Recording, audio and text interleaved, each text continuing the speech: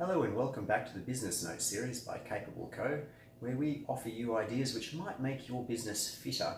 Today we're going to talk about measuring innovation. The idea that measuring innovation might be useful to you presupposes that you think innovation is an important thing, and we'll touch on that, and also we'll just quickly review what the definition of innovation is before we even get to that. Innovation, for those of you who haven't seen the other videos, is an idea times its execution. Now there are other definitions, but this is a nice easy one. An idea times its execution emphasizes the fact that an innovative idea is not enough and you need to execute it, and in fact in some situations the execution of idea might be the innovative thing. Moving ahead then, why would you even want to consider putting effort into innovation in the first place, let alone measuring it? So why innovate? So here's three reasons. One of them is kind of obvious. You're generating new solutions to problems in the world. So you generate better ways of solving problems, or you generate new value where there hadn't been value before. So this helps improve the world, and I think most people can agree from tiny things in your business or organization which could be improved all the way up to big problems which could be improved upon, that innovation can help all the way across this spectrum of sizes of problems or sizes of things that you can create new to help the world. If you start to innovate in your business, one of the things, if you're really trying to get great innovation going, is that you need to co-opt everybody into being a team member rather than just a worker. So the total intelligence of the management team is very limited compared to the total intelligence of an entire organization. And for example, Japanese companies, especially those employing lean techniques, will have, say, 107 ideas on average coming from a worker in a certain period of time.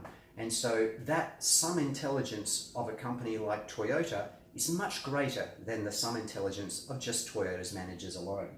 And this is a moral thing, if you like, as well, because if people spend a lot of their lives at work, then surely making the time at work being a more meaningful thing, as distinct from perhaps being a drone at work, is a good thing. I mean, certainly if I am working with people and I make them, work like a drone, that would seem to be relatively immoral compared to if they're a team member with me and we're bouncing ideas off each other and we're both being wrong at times and right at times, and then excitingly enough we come up with a much better solution than either of us could have come up with alone. One other thing that managers should consider is that purely from a selfish point of view, it's worthwhile them being the type of manager which encourages and develops innovation in their business. And the way I sort of summarize this is that it stops management beheadings. So when a business generally innovates slower than other competitors in the market, it will become devalued over time simply because it can't sell as much, because it's not developing as much value for its customers compared to its competitors.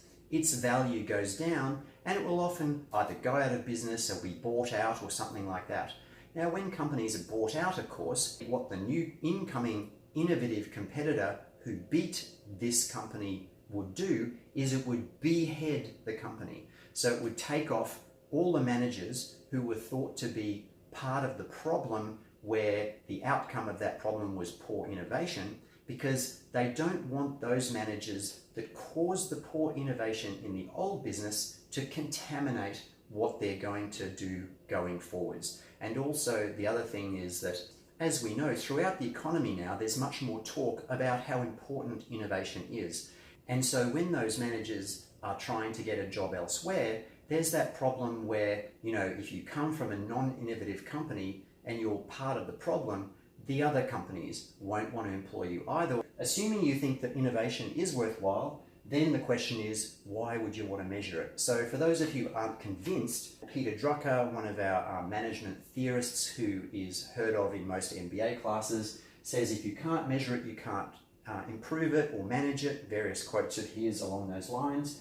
And once you can measure it, you can also create incentive systems So whether you're doing something as crass as paying your staff to come up with ideas, or you simply recognize them in some way which is agreeable to them for coming up with ideas, ultimately you can incentivize them to be more innovative, to generate those ideas which can then be executed upon also with their help. So I do think that the only way to really make progress in improving innovation, which is of value, is to measure it as a part of your steps to improve your innovation. So the problem is that there is no consensus on how to measure innovation. While much of the debate out there is about the details of what innovation measurements you might want to make, the important thing is to make sure that you take samples across the funnel of innovation, all the way from an idea all the way up to whether or not you're succeeding in finally generating value from the innovation, because you have to have the idea times its execution, creating value, otherwise it's not an innovation.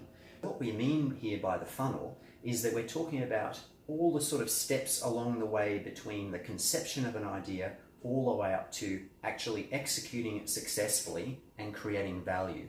All of the measurement systems out there for innovation measure typically somewhere or multiple places in this funnel, and I would suggest very strongly that you do measure in multiple places.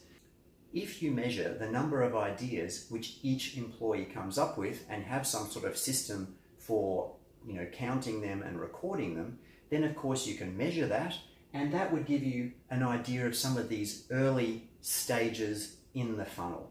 Now you can move further down, you can start measuring the number of ideas which are being tested per unit time. Now I'd strongly suggest that you don't have a panel of people to try to judge which ideas get tested. I think what you should probably do is accept a more scientific method type approach, such as that seen in lean startup type thinking, Lean Startup by Eric Ries. So what you would do in that case is you wouldn't try to judge if an idea is valuable according to a panel who frankly always gets it wrong, much like a venture capitalist almost always has a book full of non-performing businesses with only one which is correct, so most of their picks are wrong. And similarly, most really successful businesses have had to pitch even 100 times before they get a VC convinced. So in other words, that filter that we call a VC or a VC panel isn't very good. And so if you duplicate that in your innovation system, you're probably not doing the right thing. And instead of that, if you can help people who've come up with an idea in a lean startup fashion actually generate some sort of really simple, cheap, efficient test for their idea, then you can get hard evidence about whether or not a given idea is or is not worth putting more resources into. Then what you've got to do is you've got to start executing the idea. There has to be some sort of rollout, and you need to be humble about this. So it could be that an idea does have value, but that your version of it isn't correct. And if you simply do a stage gate type methodology and wipe the idea off the map, you've actually lost something. And so a better approach is probably to keep on theorizing, cheap tests, until you either think we've really given this a good go and we haven't spent that much money, or actually this is the way to do it even though we didn't expect that was the way to do it initially. The final thing to most importantly measure is your results. What you should be seeing is that a measurable percentage of your sales is related at least to some sort of innovation. So it might even be 30% of our customers now use our new innovation and they find that better to order our product.